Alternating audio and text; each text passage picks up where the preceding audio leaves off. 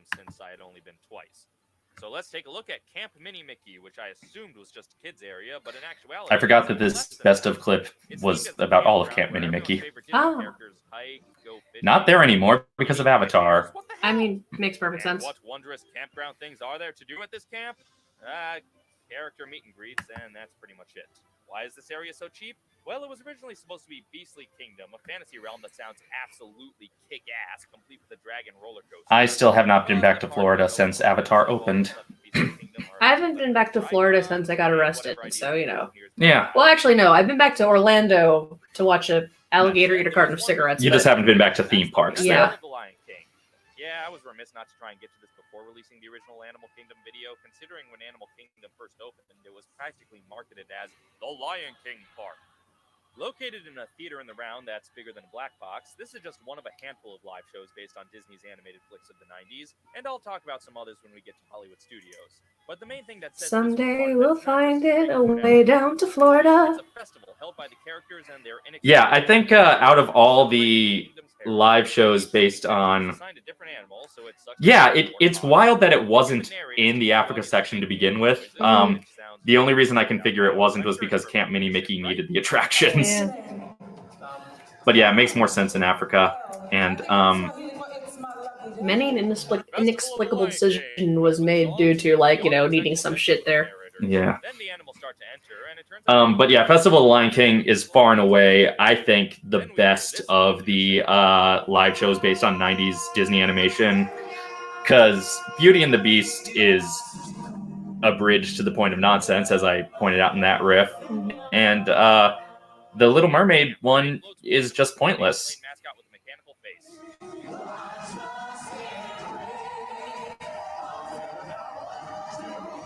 Okay, I realize the idea but why at Simba's Majestic Festival does he have them sing? The Lion King was my little sister's favorite movie. She actually wore exclusively a Nala costume almost every single day to school for like a year straight. Yes, I'm specifically talking about 90s Disney animation, Raya. I'm not including either Pixar or Guardians of the Galaxy in the live shows. Disney parks missing the fucking point. I also but then there are some neat so now it can be said the reason I never did a full riff of the Finding Nemo musical is because my camera battery died while I was filming it and I didn't go back to refilm it. So I just valid. Did some clips. So if I go down to Florida, I know I could do it with someone else's footage, but I like to use my own footage for riffs whenever possible. So when I make it down to Florida, again, I'll do the stuff I still managed to miss, the stuff that still managed to change, and the stuff I underrepresented. And among the stuff that I underrepresented will be a full riff of Finding Nemo the musical. That was a slightly deep cut, that MST3K Santa Claus reference I put in there.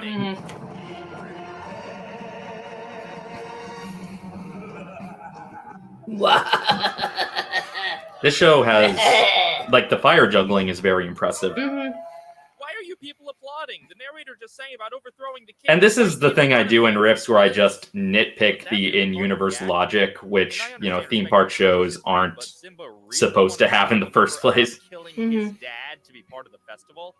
Do Civil War reenactments take some time for a John Wilkes Booth tap dance? I think the Dolly Stampede one had one for a while before they changed it. Now it's time for an avian Kama Sutra.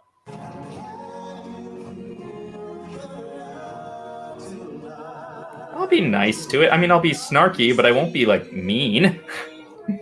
Dave does not have a mean bone in his body. Though, I'm a fucking bitch, so it works out. Back to back. And straight up using Al TV clips. Well, as long as you're happy with it.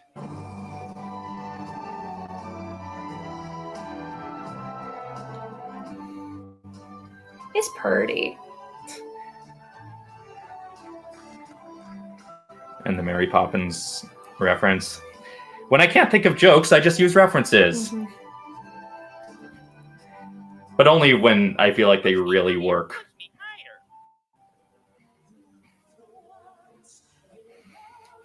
Jessica Sampson. Go team. Why you good, Jerry Lewis? That was kind of a stretch when I like acted like he was all like what up, but it was the best I could think of. Oh, good. Evil narrator went back to his alternate dimension, and we have hippie narrator back. And now, everybody, it's time for you to join in the fun as we kick off our celebration finale. The natives are getting restless. What, singing Nazi hyena songs wasn't restless enough?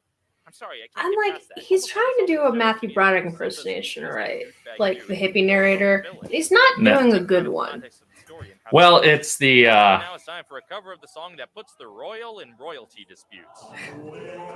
okay. Royal and royalty disputes is probably the deepest cut I have in there, which was a reference to the fact that there are royalty disputes in the regarding the copyright of The Lion Sleeps Tonight, like regarding the authorship.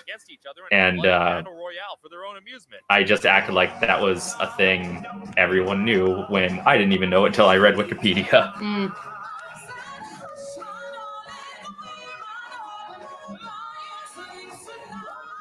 I haven't looked it up. I don't know if it's actually. And that's the finale, right? I don't know if it's actually Nathan Lane as Timon. It sounds a lot like him. Well, Nathan Lane sometimes does it, but sometimes it's. I'm forgetting the name of the guy who takes over for Nathan Lane Not when Ernest he's not Isabella, is available. it? No, he's Pumbaa. Oh yeah.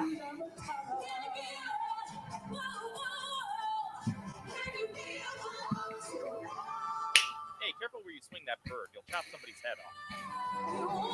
Yes, Cam Clark is off-brand Broderick. Well, I mean, half the new management is already in The Lion King, so... Mm-hmm. Well, except for the living things who are still single.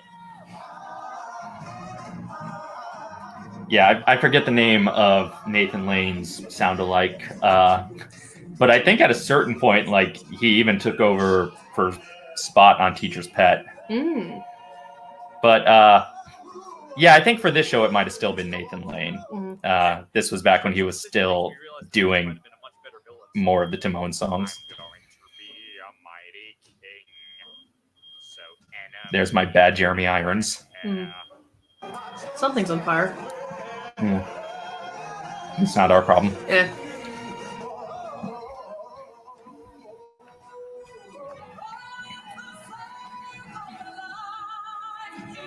Mariah, how's Rachel doing? I haven't talked to her in a minute.